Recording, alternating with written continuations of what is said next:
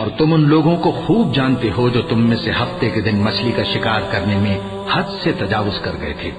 तो हमने उनसे कहा कि जलील और खार बंदर हो जाओ, और इस किस्से को उस वक्त के लोगों के लिए और जो उनके बाद आने वाले थे इबरत और परहेजगारों के लिए नसीहत बना दिया। और जब मूसा ने अपनी कौम के लोगों से कहा कि अल्लाह तुमको हुक्म देता है कि एक बैल ज़बह करो, वो बोले, क्या तुम हमसे हंसी करते हो?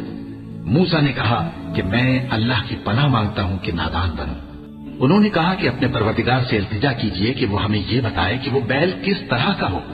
मूसा ने कहा, परवरदिगार फरमाता है कि वो बैल न तो बूढ़ा हो और न बछड़ा, बल्कि उनके दरमियान यानी जवान हो। तो जैसा तुमको हुक्म दिया गया है वैसा करो। उन्होंने कहा, अपने परवरदिगार से दरखास्त कीजिए कि हमको ये भी बता दे कि उसका रंग कैसा हो। मूसा ने कहा, परवरदिगार फरमाता है कि उसका रंग गहरा जर्द हो कि देखने वालों के दिल को खुश कर देता हो।